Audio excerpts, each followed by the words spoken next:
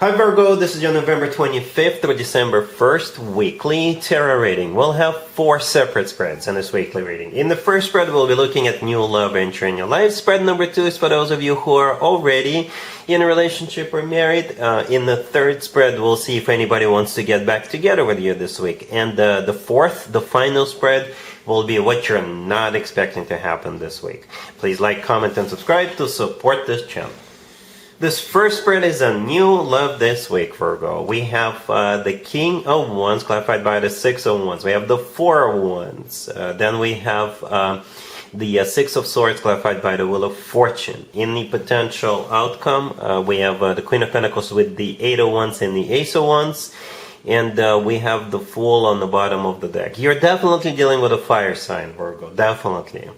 Or somebody with a ton of fire in major placements in their chart. But it's mostly fires on the table. And I'm not referring to the candle. But we have you here as well. Right? The Queen of Pentacles, the first card in the potential outcome, that's you. I assume that's you. I also assume you're dealing with this King of Wands all the way to your left, clarified by the Six of Wands. So yeah, probably, most likely, a fire sign. Aries, Leo, or Sagittarius. Right? This week marks the beginning of the Sagittarius birthday season. Perhaps it has something to do with that. The person you could be dealing with could be a Sagittarius, or maybe they're using that as an excuse. Somebody who is also a fire sign may invite you to go to a Sagittarius birthday party or birthday trip. Okay? And here's the deal, Virgo. I know you're an earth sign. I know. I've met a lot of Virgos in my life, amazing people. And I know you guys like to plan things ahead. I know you like to get to know somebody first. And there's absolutely nothing wrong. That's just the way you are, period. All right? However, this person, this King of Wands, you may have to step out of your comfort zone just to see what happens. You know? Just to give it a shot and see what happens. I don't think you're going to regret it. Right? The Fool on the bottom of the deck could be an Aries you're dealing with. Aries is a fire sign. But the Fool is a card of being spontaneous. It's a card of trying something new, something you haven't tried in the past. It's a card of just playing it by ear. I know it's against most of your principles, but you know, why not? Why not live a little, right? Because I think this person is offering something good, something that's gonna be very good for you, right? Because first of all, the King of Wands is clarified by the Six of Wands, and the King of Wands is followed up by the Four of Wands. All right, the Four of Wands is a card of a commitment to marriage. Some people call it the 11-11 card. To me personally, the Four of Wands always reminds me of an actual wedding.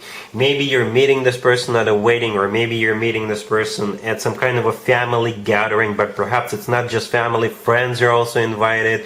For some of you, it could be like a Thanksgiving gathering, Thanksgiving dinner, Thanksgiving get-together. If this person is a Sagittarius, maybe it's their birthday, right? Or they're coming in with good intentions. Good intentions. The Six of Wands is a card of victory and success. It's a card of attention. It's a card of feeling good about yourself, feeling good about what's going on, or feeling good about what they're doing. It's a card of feeling confident.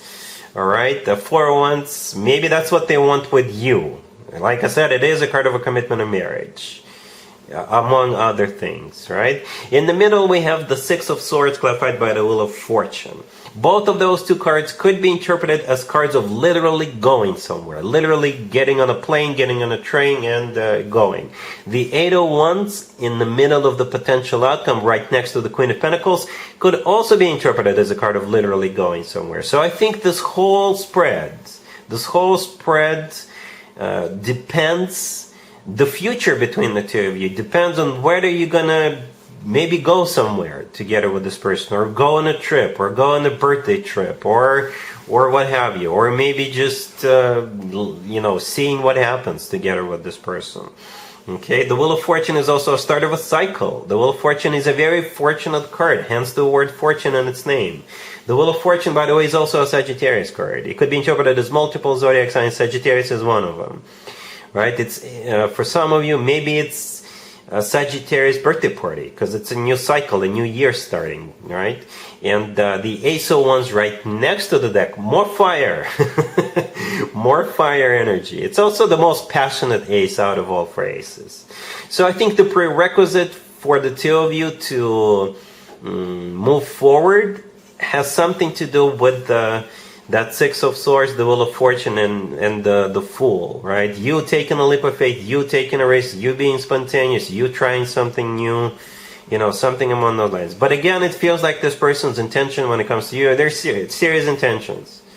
You know, I know some people say fire signs and earth signs don't mix. I respectfully disagree.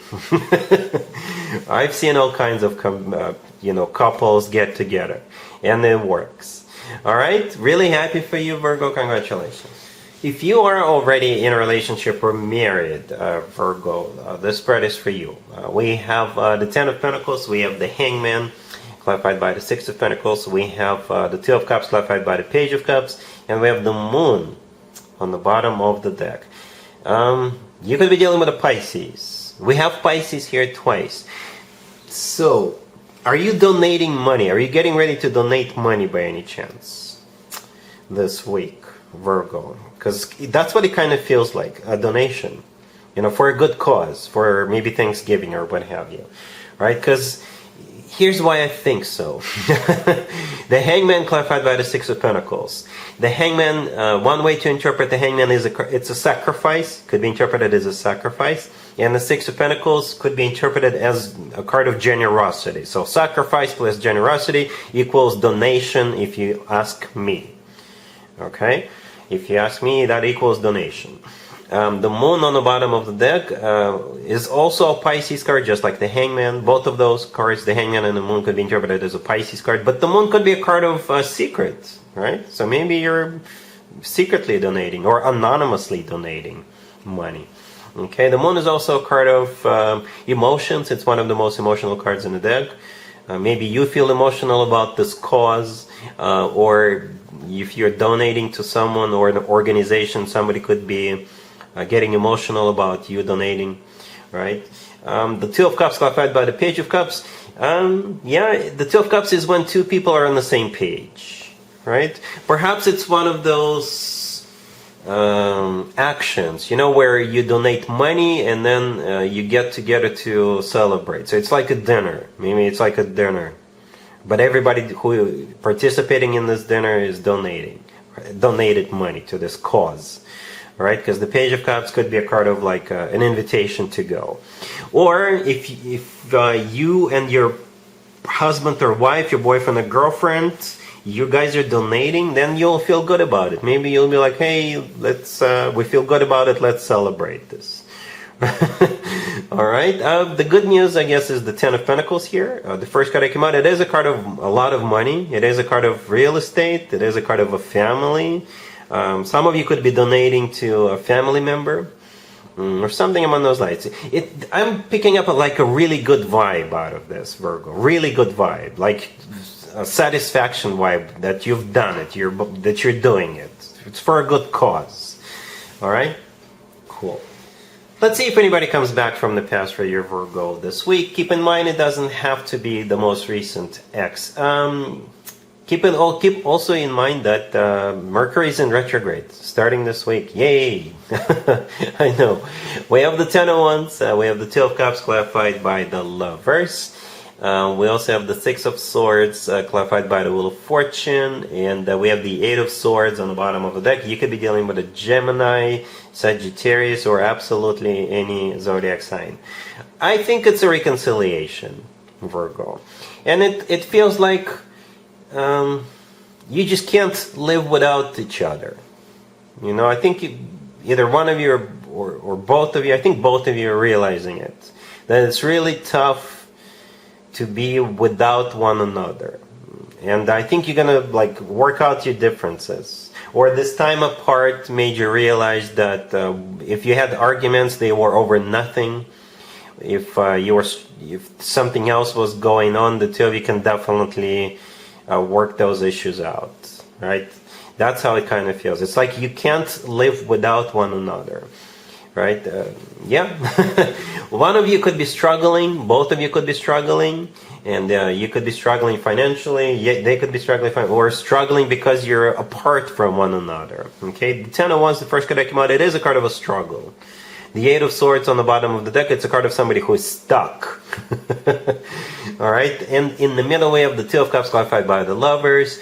Those two cards are beautiful, amazing cards. First of all, the Lovers could be a Gemini you're dealing with, right? It's a Gemini major arcana card. It's also a card of a choice, okay? And but since it's clarifying the 2 of Cups, then as you can probably see, both of those two cards, the 2 of Cups and the Lovers, they even kind of look alike, right? In both of them we have two people, and in both of them we have a deity presiding over them, right? In the Lovers, I think it's the Archangel Michael, or a deity, some other deity, and in the 2 of Cups there's also something or someone in the middle, above them, right? So in this case, since one of them is clarifying the other, it's simply a confirmation that yes, the two of you belong together, right? The Lovers is the love of your life card. Both of those two cards are soulmate cards. The Lovers is also a twin flame connection card, by the way, if you believe in twin flames. Yeah, two people.